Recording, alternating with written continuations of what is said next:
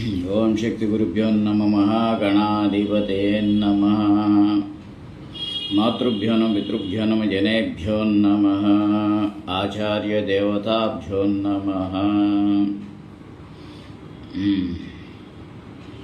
మరి ప్రతి ఒక్కరికి నా షేర్స్ విధానం చేసి అలాగే ప్రతి ఒక్కరు నా వీడియోని రీల్స్ అన్ని సందర్శించి ప్రతి ఒక్కరికి ధన్యవాదములు. ఇప్పుడు రేపు 2027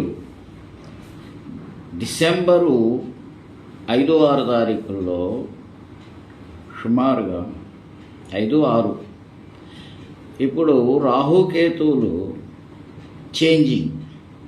ఎక్కడికి? కర్కాటకంలోకి కేతువు, మకరంలోకి రాహువు సంచారం. ఇప్పుడు ఆల్రెడీ మనం ఏమనుకుంటున్నామంటే మీకు 2027-28లో మహాప్రళయాలు అని గతంలో నేను యూట్యూబ్లో యుగాంతమని అలాగే మనం ఇప్పుడున్న వీడియోలన్నిటిలోనూ కూడా మీకు ఎన్నోసార్లు చెప్పి ఉన్నాను. ఇక్కడ ఈ రాహుకేతువుల యొక్క చేంజింగ్ ఇక్కడ పడుతుంది. ఇప్పుడు ఇక్కడ డిసెంబరు 6వ తారీఖు. ఇప్పుడు కేతు కర్కాటకంలోకి, రాహు మకరంలోకి ప్రవేశం. ఇప్పుడు ఈ మేషరాశి నుండి ఏమవుతుంది? 4వ స్థానంలో కేతువు, 10వ స్థానంలో రాహు. ఇదొక తీరి. తర్వాత జూలై సుమారు 27 ఆ ప్రాంతాల్లో శని మేషంలోకి వస్తున్నాడు. అప్పుడు మేషంలో శని సంచారానికి 4 కేతు వస్తాయి. అంటే ఇక్కడ ఏంటి మీకు జరుగుతున్నది? భవిష్యత్తులో చాలా ప్రళయాలు అనేదానికి ఇది సూచనే కదా. మరి ఇక్కడ శని నుండి 4వ స్థానంలో కేతు, అంటే శని ఆ స్థానానికి 4వ స్థానంలో కేతు ఉన్నప్పుడు శనికి కూడా గ్రహణం పట్టింది. ఇందాక చెప్పినట్టు మీకు సర్పదోషము, గ్రహణ దోషము శనికే పట్టింది. అది మేషం అనేది తల అని చెప్పాను మీకు ఆల్రెడీ. దీంట్లో ఇక్కడ జరిగేది ఏంటి?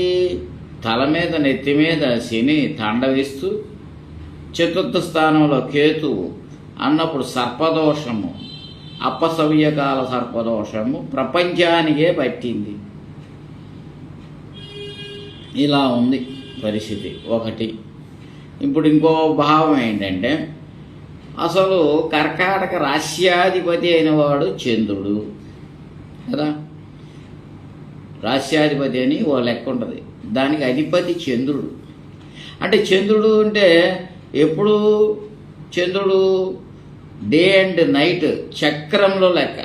బయట కనబడేది శాస్త్రంలో, అక్కడ కనబడేది అంటే నైట్ కనబడతాడు. కానీ చక్ర విధానంలో, జ్యోతిష శాస్త్రంలో, కుండలి విధానంలో సంచారం సెకండ్ నిమిషాలు, చాలా సూక్ష్మంలో కూడా చంద్రుడు చరము అంటే నడుస్తూ ఉంటాడు. ఆయన ఎంతసేపు ఆయన పద్ధతి అది. అంటే గ్రహం ఎక్కడెక్కడ చేంజింగ్ స్పిరిట్స్ మారిపోతూ ఉంటాయి. ఇక్కడ ఎలాగే అంటే భావాధిపతి చంద్రుడు అయ్యాడు, అక్కడ కేతువు ఉన్నాడు చంద్రస్థానంలో. అంటే ఇక్కడ ఏంటి? ఈ చంద్రుడు చలనము జరిగే కొద్దీ అంటే ఏంటి? క్షణము ప్రపంచంలో మీకు జరగబోయేది ఏంటి అంటే 2000 డిసెంబరు నుంచి కదా, 26 డిసెంబర్ 5 అక్కడి నుంచి మొదలుకొని సంవత్సరంన్నర అంటే 2028 మళ్ళీ సుమారుగా జూన్, ఆగస్టు, బేస్మెంట్ జూలై ఆగస్టులో చేంజింగ్స్ ఉంటాయి. మరి సంవత్సరంన్నర పాటు ఇక్కడ ఏంటంటే ఈ రాహుకేతువులు వారి వారి యొక్క రాసులను బట్టి నడవమని ఆజ్ఞాపించారు అనేది ఒక శాస్త్రం. అంటే ఇప్పుడు భావాధిపతి అయిన వాడు కర్కాటక రాశ్యాధిపతి భావాధిపతి చంద్రుడైపోయాడు చివరికి. ఇన్నాళ్ళు విచిత్రంగా ఏంటంటే బుధుడు వీళ్ళు వాళ్ళు కుజుడు శుక్రుడు తర్వాత ఇది గతంలో ఇన్ని చూసుకుంటూ వచ్చి రాశ్యాధిపతి చంద్రుడి దగ్గరికి వచ్చాడు. ఇక్కడ జరిగింది ఏంటంటే ఈ చంద్రుడు ఏంటంటే రోజు క్షణక్షణం మారిపోతుంది కదా. మరి అలాంటప్పుడు చివరికి మన బతుకులు ఏమైపోతుంది? ప్రపంచంలో అనేక వింతలు జరుగుతాయి. ఇప్పుడు మనం ఫర్ ఎగ్జాంపుల్ సరదాగా వీడియోలు చేస్తున్నాం కదా, అలాగే మనం వింటున్నాం, చేస్తున్నాం, చెందుతున్నాం. ఈ వీడియోల్లో ఇక్కడ ఏం జరుగుతుందంటే ప్రపంచంలో క్షణక్షణానికి ఒక వింత, క్షణక్షణం రోజు కూడా కాదు, క్షణక్షణానికి ఒక వింత వింతలు వింతలు వింతలు వింతలు వింతలు వింతలు వింతలు. అసలు సంవత్సరంన్నర పాటు మనకి అనేక వింతలు నడుస్తూనే ఉంటాయి. ఏంట్రా ఇప్పుడే కనుక్కుంది అంతా బాగానే ఉంది అన్నట్టుగా అయితే ఇదొక థియరీ. అయితే ఇంకొక రెండవ థియరీ ఏంటంటే ఇది పశ్చిమ దేశాలకి అంటారు. ఇది అంటే పశ్చిమ దేశాలు అంటే మేషము, వృషభము, మిథున రాశి, కర్కాటకం పక్కన పెట్టిన ఈ మూడు పశ్చిమ దేశాల కింద వస్తుంది. కర్కాటకము మూల త్రికోణం లాంటిది అన్నమాట. ఇది అంటే ఉత్తరము వాయుమూల దిక్కు, అటు ఇటు కాకుండా ఉంటుంది, వాయువుకి ఇటు ఉత్తరానికి. ఇట్లాగూ ఇక్కడ సమస్య ఏంటంటే చివరికి మనకి జరిగింది ఏంటంటే ఎంత గొప్ప విషయం ఇది కాక శని ప్రభావం. శని మేషంలోకి సంచారం, అది 2.5 సంవత్సరాలు. 2.5 సంవత్సరాలు అంటే ఇక్కడ 2027 నుంచి 6 తీసేసేస్తే 28, 29, 30, 2030 తర్వాత శని వృషభంలోకి వెళ్తాడు. ఇది తత్వం. మరి ఇక్కడేమైంది? దీని రాశ్యాధిపతి ఎవరయ్యారు? కుజుడయ్యాడు.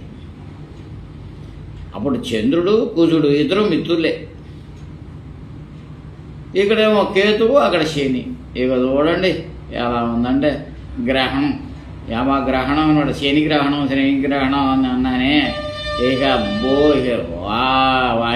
వాయింపుడు సెక్షన్ ఇక మామూలు కాదు. ఇక ఏంట్రా అంటే చాలా దారుణమైన స్థితిని మనం ఎదుర్కోబోతున్నాము అనేది ఇక్కడే నిదర్శనం జరిగిపోతుంది. ఎవరు ఎలా ప్రవర్తించినా, ఏది ఎలా ప్రవర్తించినా మనము ఈ విధంగా నడుస్తుంది. మరి ఇంత దారుణమైన విధానం మనిషి జీవిత చరిత్ర ఇక అడ్వాన్స్గా నేను చెప్పే విషయం అన్నమాట ఇది. ఎందుకంటే నేను 2024లో యుగాంతం అని చెప్పి యూట్యూబ్లో వీడియో పెడితే అన్నారు అందరూ.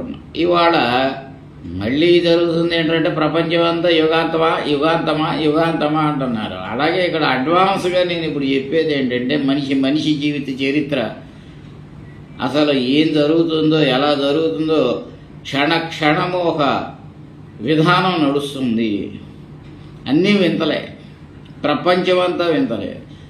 అలాగో ఇక్కడ పశ్చిమ దేశాలు, ఉత్తర దేశాలేమో పెచ్చెక్కిపోతారు. అక్కడ నాయకులు అంటే ప్రపంచంలో నేతలు ఉన్నారే వాళ్ళు చాలా పెద్ద చేస్తారు, డిస్టర్బెన్స్.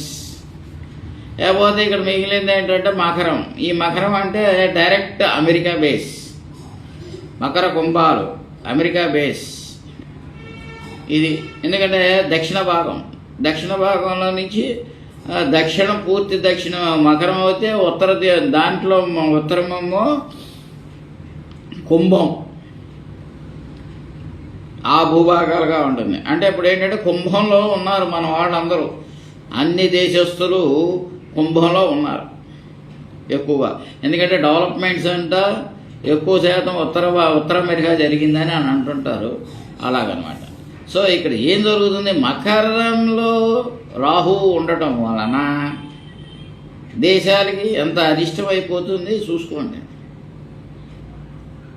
రోజు యుద్ధమే, దినదినం యుద్ధం, బ్రతుకు కష్టం. ఎవడి ఆర్ట్ వాడు జీవించటే ఇక అద్భుతమైన క్రియలు, అద్భుతంగా ఉంటుంది మైండ్. ఎవడికి ఆడే అంటే గట్టిగా అనాలంటే దోచుకోవడం అన్నట్టే. ఎవడు దొరికినాడు పొలిటికల్గా పొలిటికల్, లేకపోతే ఇంకోటి. తీరా చేస్తే ఏమీ ఉండదు, సంపాదించిందెంతో మిగిలిందెంతో, కానీ తప్పదుగా అలాగుంటుంది. రాబోయే విషయాలు ఇంత దారుణంగా ఉంటుంది. ఇకపోతే ఇది ప్రపంచానికి వచ్చిన అరిష్టాలు. ఎక్కువ శాతం ప్రపంచంలో పశ్చిమ ఉత్తర భాగాలు పెచ్చవాళ్ళు అయిపోవటం, దక్షిణ తూర్పు భాగాలు వాళ్ళు దేశాలు మూర్ఖత్వం, మొండితనం. ఎక్కువగా తూర్పు వాళ్ళు మాత్రం భయాందోళన. తూర్పు దేశాలన్నీ కూడా భయాందోళన, ఎవడు ఎటు నుంచి ఎటు వస్తాడు అంటే. ముఖ్యంగా ఏంటంటే తూర్పు వాళ్ళు భయస్తులు అయ్యారనుకో ఆ ప్రాంతం దేశాలు. లేకపోతే మకర, దక్షిణ, పశ్చిమ, ఉత్తర దేశాలు బాగాలేకుంటాయండి. వాయువేగంతోనే disco disco disco disco disco disco బాంబులే బాంబులు అన్నట్టు ఉంటుందేమో, చూడాలి. అయితే మ్యాక్సిమం చూశారు మీకు సంవత్సరము అంటే సుమారుగా ఈ ఆశ్లేష నక్షత్రం కర్కాటకం అంటారు. ఆ ఆశ్లేష నక్షత్రం మీద సుమారుగా 8 నెలలు నడుస్తుంది సుమారుగా ఆ భాగం. పోతే నెక్స్ట్ ఏమవుతుంది, పుష్యమి 4వ పాదం వస్తుంది. ఈ పుష్యమి 4వ పాదం అంటే అప్పుడు కుచిత స్వభావం. అప్పుడు ఇక్కడ ఏమవుతుంది, 8 నెలలు అంటే August, next August average, next August September. అక్కడి నుంచి సంచారం 2 months అంటే ఆగస్టు, సెప్టెంబరు, అక్టోబరు. రామారామి ఇక్కడ వచ్చేటప్పటికి ఏమవుతుంది, అంశలో మీకు అక్కడి నుంచి మొదలుకొని అంశలోకి వచ్చేటప్పటికి అబ్బా ఒక ప్రపంచ యుద్ధాలు, ఏం జరుగుతుందో తెలీదు, అస్సలు సమస్య లేదు, కొట్టుకుపోద్ది ప్రపంచం అంతా. యుద్ధాలే యుద్ధాలు, ర్యాకెట్స్ అన్నట్టు. ఒకటి ఎక్కువ శాతం ఎలా ఉంటుంది, జలప్రళయాలు కూడా అవకాశం ఉంది. ఎందుకంటే చంద్రుడు రాశ్యాధిపతిలో ఉన్నాడు కాబట్టి జలప్రళయాలు. ఇక మానవుని జీవితం అస్తవ్యస్తముగా ఉంటుంది, చాలా తీవ్రతగా ఉంటుంది. ఇక ఇది అన్నీ పోతే ప్రపంచ దేశాలు ఈ విధం. మళ్ళీ కావాలంటే కాసేపు తర్వాత మాట్లాడుకోవచ్చు. ఇకపోతే మేషరాశి వారు రాసుల ప్రభావంగా లెక్కేస్తే చిత్రవద. ఎందుకంటే మేషం నుంచి 4వ స్థానం కాలసర్పదోషం, చిత్రవద. 10వ స్థానంలో రాహు. ఇక చూడండి, ఒక్కొక్కళ్ళు ఎందుకు పుట్టామా ఎందుకు చచ్చామా ఏమిటో అర్థం కాదు, నరకముగా ఉంటుంది మేషరాశి వాళ్ళు. ఇటు సావు కాదు, అటు బతుకు కాదు. ఆయుష్, ఆరోగ్యం సమస్యలు ఎన్నో రకాలు ఉంటాయి. లేకపోతే విపరీతమైన ఆందోళన, టెన్షన్స్, నరాలు మీద కానీ ఇంకోటి కానీ వృత్తిపరంగా కానీ భార్య ద్వారా కానీ తదితర విషయాలు, అన్ని రంగాల్లోనూ అన్ని విషయాల్లోనూ ఇబ్బందులు. ఇది ఇలాగుంటే వృషభ రాశి వారు, ఈ వృషభ రాశి వారికి ఏమవుతుంది అంటే కొద్దిగా రాహుకేతులు ఓదార్పు ఇచ్చినప్పటికీ ఇక్కడ శని ప్రభావం కనుక బలహీనంగా వాడి జన్మజాతకంలో పుట్టినప్పుడు ఉంటే అది ఏమవుతుందో తెలుసా, చాలా నరాలు ఇది కూడా అంతే, కాళ్ళు చేతులు విధానం ఇంత చాలా ఇబ్బందులు ఉంటాయి.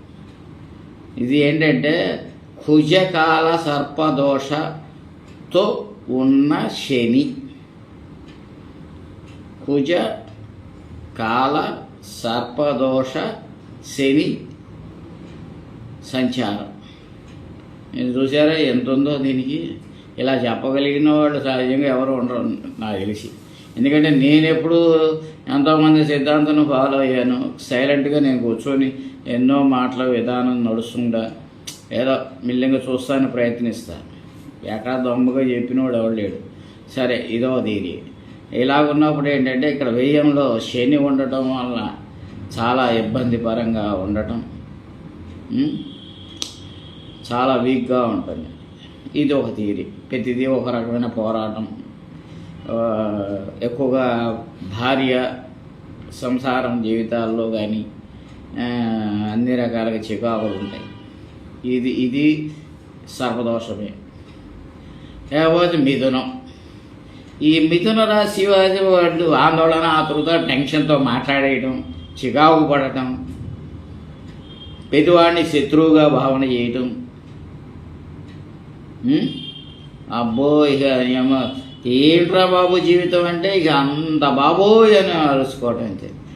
తీరా చూస్తే చివరికి ఎంత గొప్ప వ్యక్తి అయినా, మహానుభావుడైనా, అంటే జ్ఞానం మంచి ఇదిగా ఉండి కూడా చివరికి ఏంటంటే అయోగ్యుడి దగ్గర సేవకుడుగా బతకాల్సినంత పరిస్థితి లాంటిది వచ్చేస్తుంది.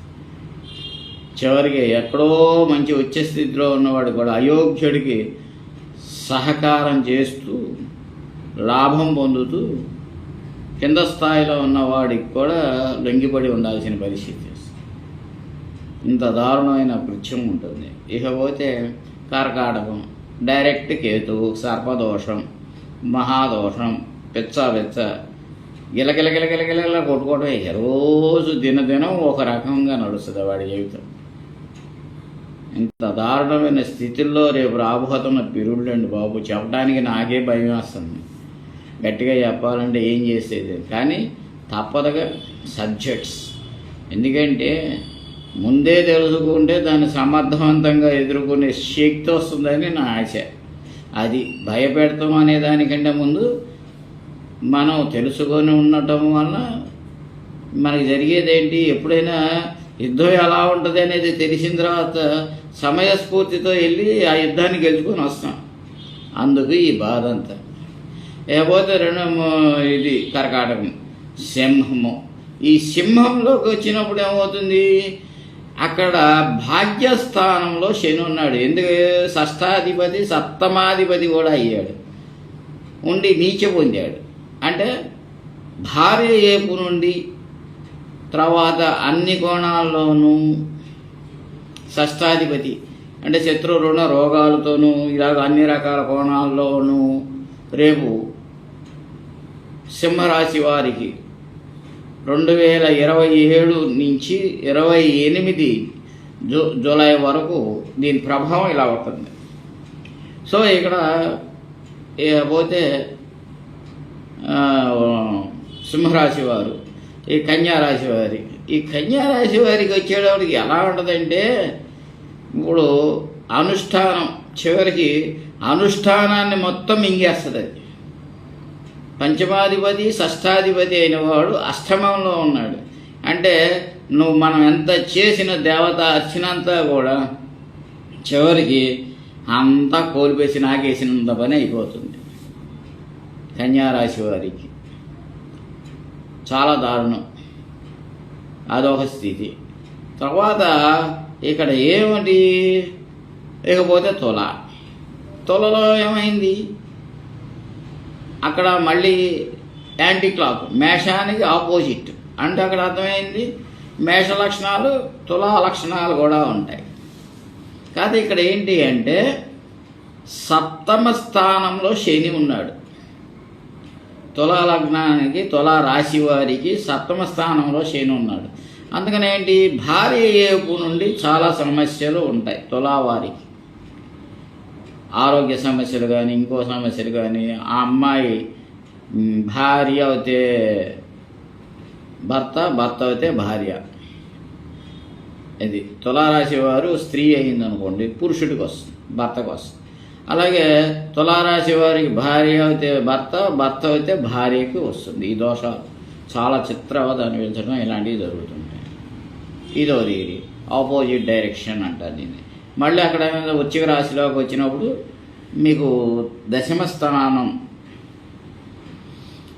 షష్ఠ స్థానంలో ఉంటుంటాడు. భాగ్యస్థానంలో కేతు అబ్బా రోజుకు చికాకే. మళ్ళీ అక్కడ కూడా ఆర్థిక వ్యవస్థ చాలా ఇబ్బంది, తల్లిదండ్రులకి ఇబ్బంది. ఈ తులావారికి వృశ్చిక రాశి వారికి తల్లిదండ్రులకు ఒకటి ఇబ్బంది ఉంటుంది. తల్లిదండ్రులు ఉంటే అక్కడ ఆ సిచ్యువేషను. వృశ్చిక రాశి వారికి షష్ఠాధిపత్యంలో ఉన్నాడు. ఎందుకంటే తృతీయ చతుర్థాధిపతి అంటే ధైర్య సాహసాలు అన్నీ చివరికి నమిలేసినట్టు అవుతుంది. ఆతరుడు శత్రువుల చేతుల్లో ఇరుక్కుపోవటమే. చివరికి మనసు కానీ ఇంకోటి కానీ అబ్బా ఎంత నరకం, అదొక టైప్ నరకం. అంటే టోటల్గా ఇక్కడ ఎంత చూసినా నరకమే కనపడుతున్నట్టుంది కానీ శుభం అనేటానికి లేదు. లేకపోతే ధనుసు రాశి అనుష్ఠానం, ఇక్కడ కూడా అనుష్ఠానం మొత్తం నాగేస్తుంది. వీడు ఎంత శక్తి చేస్తున్న మహాశక్తి అంటే ఒక 2 కోట్ల రూపాయలు పెట్టి ఖర్చు పెట్టే చేసిన మహిషాసురుడు కాలంలో అమ్మవారు నాలికి పెట్టి లాగేసినట్టుగా వీడి శక్తి ఎంత దారుణమైన శక్తి అయినా సరే స్వాహ లాగాలు వారేయడానికి అవకాశాలు ఉన్నాయి. లేకపోతే మీకు మళ్ళీ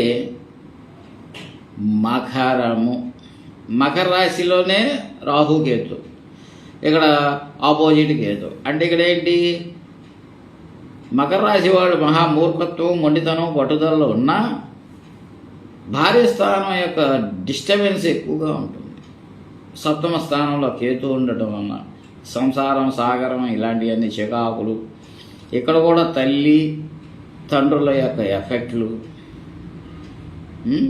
ఇలాంటివి ఉంటాయి. ప్రభావం ఎక్కువగా తల్లి మీద ప్రభావం చూపిస్తుంది. మానసిక టెన్షన్స్ ఉంటాయి, చికాకులు ఉంటాయి. ప్రతివాడు వచ్చి డిస్టర్బెన్స్ చేయటం జరుగుతుంది. ఇది తర్వాత కుంభం వారు. ఈ కుంభం వారు వచ్చినప్పుడు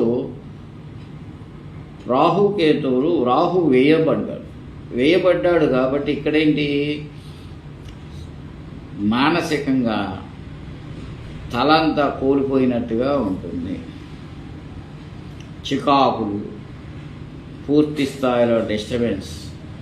చివరికి మన అనుకున్న మిత్రులు కూడా శత్రువులా అన్నట్టుగా ఒక రకమైన మహా చికాకులు అంటే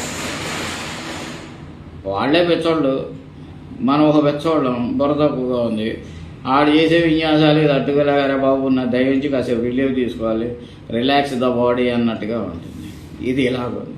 ఇక మేనం, ఈ మేనం వచ్చినప్పుడు పంచమంలో కేతువు, లాభంలో రాహువు. కాకపోతే ఇక్కడ ఒక చిన్న అవకాశం ఉంది. చాలా డిస్టర్బెన్స్లో ఉన్నప్పటికీ రాహు లాభాధిపత్యంలో ఉండటం వలన కొంత భార్య అయితే భర్త రికవరీ చేస్తానికి అవకాశాలు కొంత ఉంది. డిక్టేటర్స్ అవుతారు ఇక్కడ, ఒకళ్ళు మించిన డిక్టేటర్స్ ఒకళ్ళు ఒక టైప్లో. రెండో భాగంలో అవుతుందంటే పురుషుడు అయితే స్త్రీ డిక్టేటర్ అయిపోయి మొత్తం మీద కింద మీద పడి ఏంట్రా అని దేవుణ్ణి శాసించేంత లక్షణాలు కలిగిన వాళ్ళు. అనుష్ఠాన బలం అలాంటివి ఉంటుంది మీన రాశి వాళ్ళకి.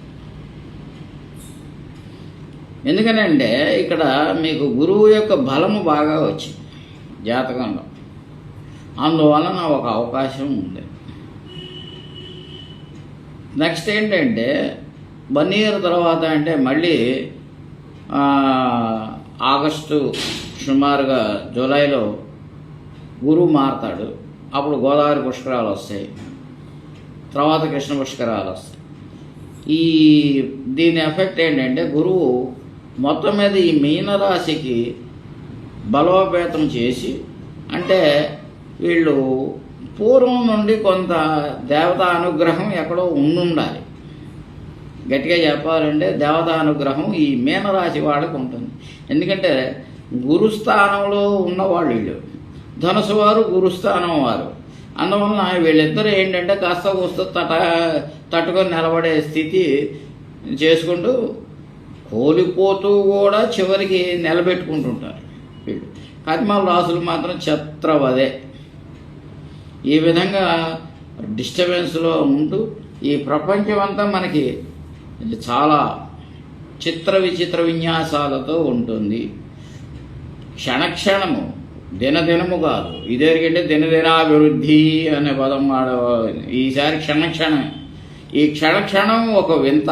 ఈ ప్రపంచంలో అనేక వింతలను మనం అనుభవిస్తూ ఎంతో ఎంజాయ్ చేయాల్సిన పరిస్థితి ఉంది. చెప్పడానికి అయితే నాకే చెప్తానికి కూడా భయపడి కూర్చొని చేస్తున్నాం. అలాగే ఒకప్పుడు 2024లో ఏదో వీడియో చేసాము, అదంతా మీకు తెలియజేసాము. ఎన్నో విషయాలు నడిచినాయి. ఎంత చేసినా ఇప్పుడు మీకు తెలియజేయాల్సింది ఏంటంటే ఇలా చేస్తున్నాం. జస్ట్ ఆ రోజుకి ఉన్న గణితానికి ఈ రోజు ఉన్న గణితానికి కమిట్మెంట్స్ ఎలా వచ్చినాయో చూసుకున్నాం. అది అక్కడ వీడియో ఉంటే వినండి. వేణు బాబా ఆకుల, వేణు స్పేస్ బాబా స్పేస్ ఆకుల కొట్టుకుంటే మీకు కమ్యూనికేషన్ వస్తుంది. అది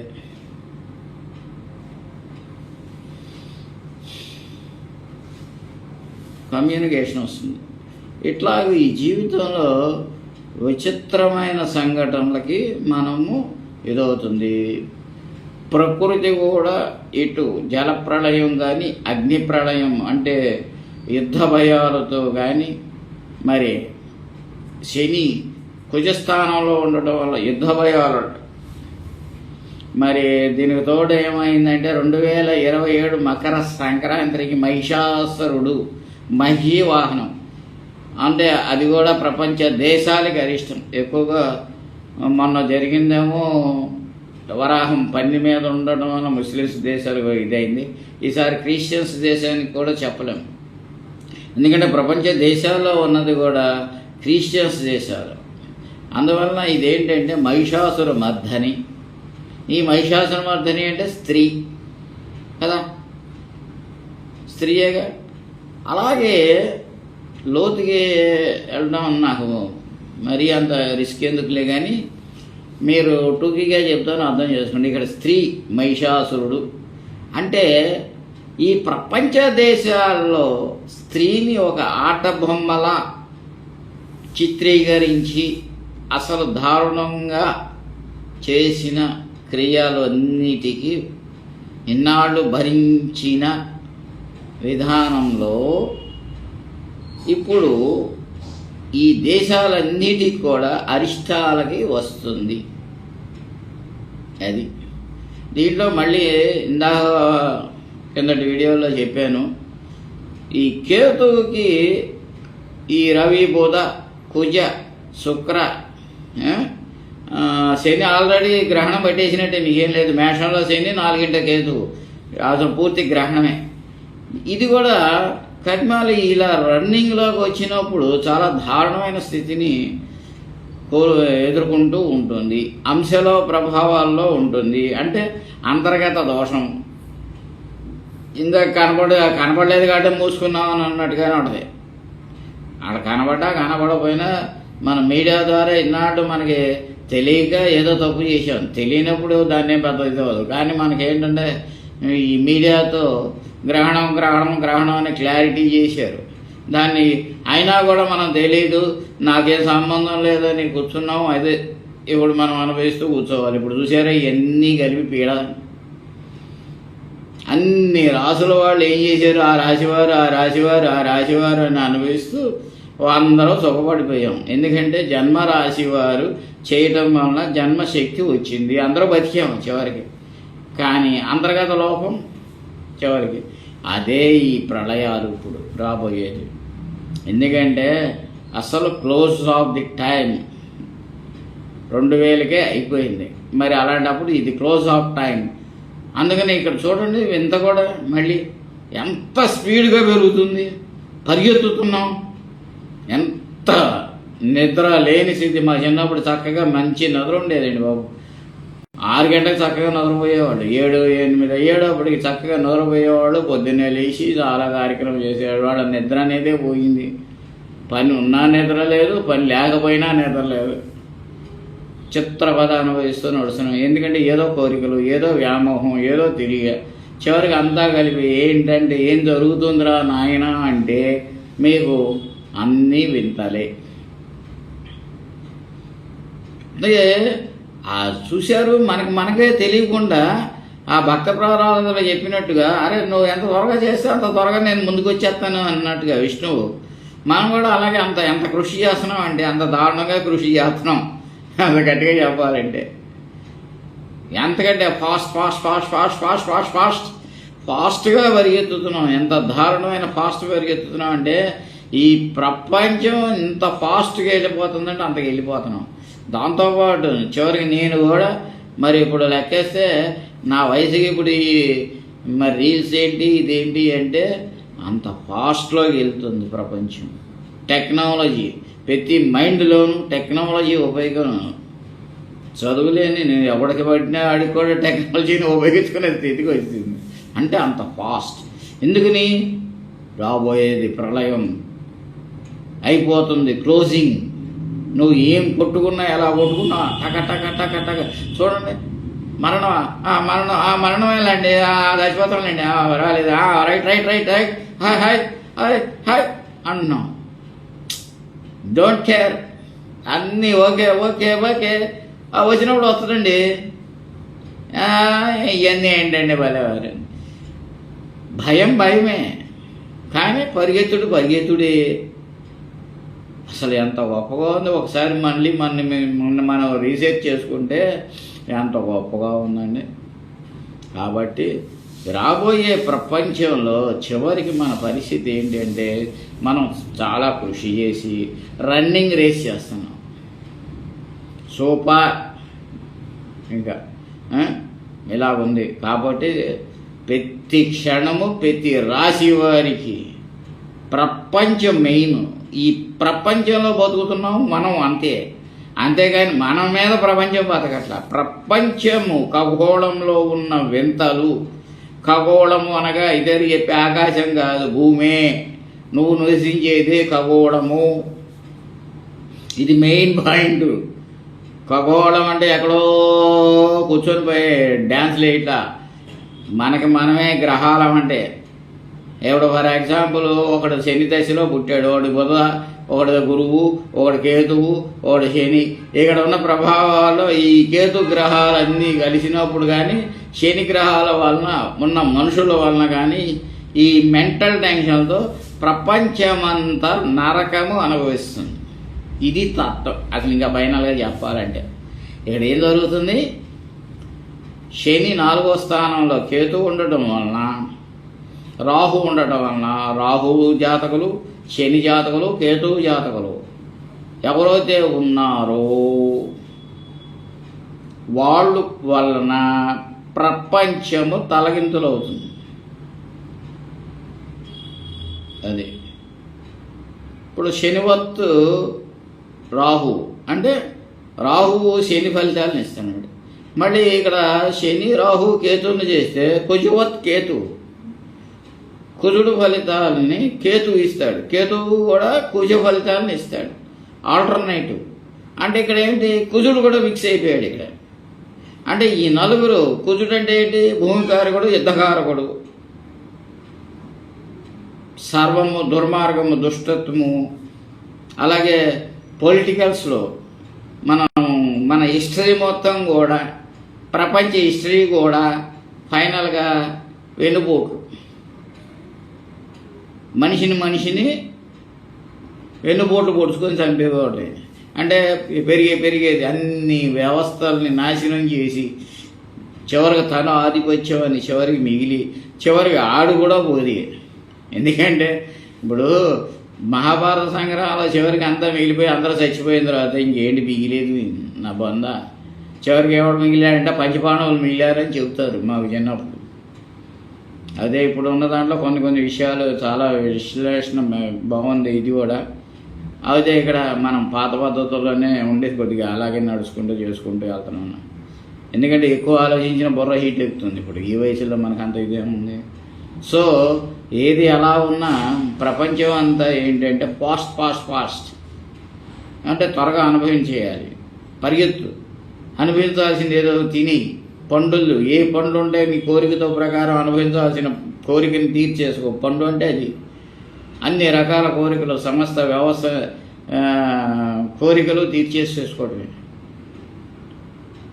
అది డబ్బున్నోడు పాడు చేసుకోవాలి. ఏదైనా సరే ₹1 దేనికండి. ఏదో సామెత చెప్పాడు మొన్న చంద్రబాబు నాయుడు కూడా, ఈ ఆర్యవైశ్యుల గురించి మీటింగ్లో ఏదో చెప్పినట్టు ఏదో వీడియో వచ్చింది. అలాగే ప్రపంచంలో చాలామంది గురించి కూడా ఆయన ఏం చెప్పాడంటే, కొంతమంది కులస్తులు మరి చాలా జాగ్రత్తగా చూసుకొని దాచుకునే రకాలు ఉన్నారు, పాడు చేసుకునే రకాలు ఉన్నారు. అట్లాగూ సో ఇక్కడ ఏంటంటే మొత్తం మీద ఇక్కడ జరుగుతుంది ఏంటంటే, పాడు చేసుకోవాల్సిన టైం వచ్చిందో పాడైపోతుంది. అది చివరికి ఏంటంటే ఎన్ని లక్షల ₹1,00,00,000 బిస్కెట్ బంగారానికి వెళ్ళినా ఆ బిస్కెట్లన్నీ ఇక్కడే ఉండిపోతాయి. ఆడక్కడే ఉంటాడు, ఆ బిస్కెట్లు ఇక్కడే ఉంటుంది, మనిషి వెళ్ళిపోతాడు. అంత దారుణమైన స్థితి. చక్కగా బతికున్నాడు. ఇదేరికి 1977లోనో దివిసీమ తుఫాన్ అని వచ్చింది. అక్కడికి వెళ్ళారు కొంతమంది సేవ చేయడానికి. అయితే బంగారం దొరికినోళ్ళు దొరికారు, కానీ దాంట్లో కూడా రోగిష్టోళ్ళు అయ్యారు అన్నట్టుగా. ఇక్కడ బంగారం అంతా నిలబడిపోతుంది. ఆ కాడ ఏదైనా బతికి బట్ట కడితే ఆ స్థానంలోకి వెళ్తే కుప్పల బంగారం. ఎక్కడైనా ఏదైనా ఫాల్ట్ జరిగితే ఆ ఏరియా అంతా కుప్పల బంగారం, గుట్టల బంగారం. ఇది ఇంత దారుణమైన స్థితి. ఇంతకుముందు కరోనా టైంలో మరి నిజమో అబద్ధమో తెలియదు, నోట్లు ఈ బ్రతుకుని ఇవ్వలేని నోట్లు ఎందుకు అని చెప్పి బయటపడేశారని అంటారు ఫారిన్ కంట్రీస్లో. అట్లాగే ఎక్కడికి వెళ్ళినా గుట్ల బంగారం. ప్రపంచమంతా బంగారం రోడ్ల మీదే. అంటే ఆ స్థానంలోకి వెళ్తే చాలు, ఒంటి మీద బంగారం, బిల్డింగుల కింద తీస్తే బిల్డింగుల బంగారం, ఎక్కడ పడితే అక్కడ బంగారమే జీవితం అంతా. ప్రపంచ దేశాలకు మాత్రం ముందు ఫస్ట్ స్ట్రోక్ ప్రపంచ దేశాలకి, తర్వాత సెకండ్ స్ట్రోక్ నిదానంగా మన దగ్గరకు వస్తాయి. ఆ గ్రహాలన్నీ మిల్లిమిల్లింగా రోడ్ రోలింగ్ లాగా మిల్లిమిల్లింగా వచ్చి మన దేశానికి కూడా మిల్లింగా అలా సుమారుగా 2 సంవత్సరాల తర్వాత నుండి మన భారతదేశానికి కూడా రోడ్ రోలింగ్ లాగా మెల్లిగా వచ్చేస్తుంది. ఇట్లా 2030 వరకు సుమారుగా గ్రహస్థితి అంతా చాలా చండాలంగా ఉంది. మేషంలో శని, రాహు, కేతువుల ఎఫెక్టు. అది ఈ రాహు వచ్చినప్పుడు మళ్ళీ మీకు 2027 అన్నాను, అంటే 28, ఇది 28 1 సంవత్సరంన్నర. అప్పుడు ఏమవుతుంది, సంవత్సరంన్నర అంటే 28, 29, 30 తర్వాత మళ్ళీ సంవత్సరంన్నర. అబ్బా అదొక నరకమే. మళ్ళీ అరే బాబు అన్నీ కోల్పోయారా బాబు అంటే మళ్ళీ ఇంకో నరకం వచ్చేటట్టుంది. అదేమో తూర్పు దేశాలు దండం పెట్టారు కదా. ఇప్పుడు వాళ్ళకి గుర్తుకొస్తుంది విషయం. తూర్పు దేశాలకి అరిష్టం. ఇవన్నీ తూర్పు దేశాలు అదే దండదుడు అన్ని యుద్ధాలను తెల్ల జెండా చేస్తే నన్ను వదిలే అన్నట్టుగా తెల్ల జెండా దీవించేది. తూర్పు దేశాలన్నీ తెల్ల జెండాలు దీవిస్తాయి. ఆటి కొట్టుద్ది ఇప్పుడు మళ్ళీ. ఇవన్నీ మేము ఏడిస్తే లేదు, కానీ నువ్వు ఒక్కడు ఉంటే మిగిలితే అనేది తూర్పు భాగం మిగులుతామా అని తూర్పు దేశాలని అరిష్టం చేసేస్తాయి.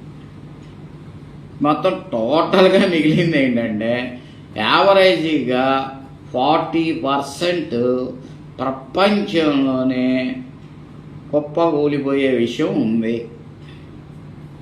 అంత దారుణమైన విషయం ఇది. అడ్వాన్స్ టెక్నాలజీలో, అడ్వాన్స్ సైన్స్లో ఇది ఒక రకమైన రీసెర్చ్. దీన్ని మీరందరూ కాసేపు రీసెర్చ్ చేసి ఇది అవునా కాదా, ఇది నిజమా అబద్ధమా మరి చెప్పడం ఒక ఎత్తు, చెప్పిన తర్వాత మీరందరూ రీసెర్చ్ చేసి అసలు మీరు నిజంగా ఉన్న గొప్పతనాన్ని తర్వాత మళ్ళీ రీసెర్చ్గా మీకు మీరే 2027 రానివ్వండి. ఆ పోనీ చెప్పినవన్నీ కూడా మళ్ళీ రోలింగ్లో పడతాయి. ఇక్కడ యుగాంతం అని 24లో చేస్తే ఇప్పుడు యుగాంతం అని రోలింగ్ వచ్చేసింది. ఇప్పుడు కొత్తగా మళ్ళీ మీకు టెక్నాలజీని కొత్త విషయాన్ని నేర్పుతున్నాం. ఇక్కడ ప్రపంచ దేశాలకు వచ్చే అరిష్టాలు. అలాగే మీరు మళ్ళీ ఆ రోలింగ్స్ వస్తాయి. అది కాదు, అదేమో యూట్యూబ్, అది సరిగ్గా చూసి చూడక ఇదయింది. ఇప్పటికైనా సరే ఆ దాంట్లోనే ఉంటుంది, కానీ వేణు స్పేస్ బాబా స్పేస్ ఆకులా కొట్టి చేస్తే లక్ష్మీదేవి బొమ్మతో ఉంటుంది. దాన్ని సబ్స్క్రైబ్ చేసుకొని వీడియోలు వినండి. దాంట్లో కూడా వీడియోస్ ఉన్నాయి. అదే ఎప్పటి నుంచో పాత వీడియోస్ దేవతలు. నిజంగా మీకు యోగం కరెక్ట్గా నిజంగా గొప్పవాళ్ళే అవుతే, మీరు దశవంతులే అవుతే, దాంట్లో ఏంటంటే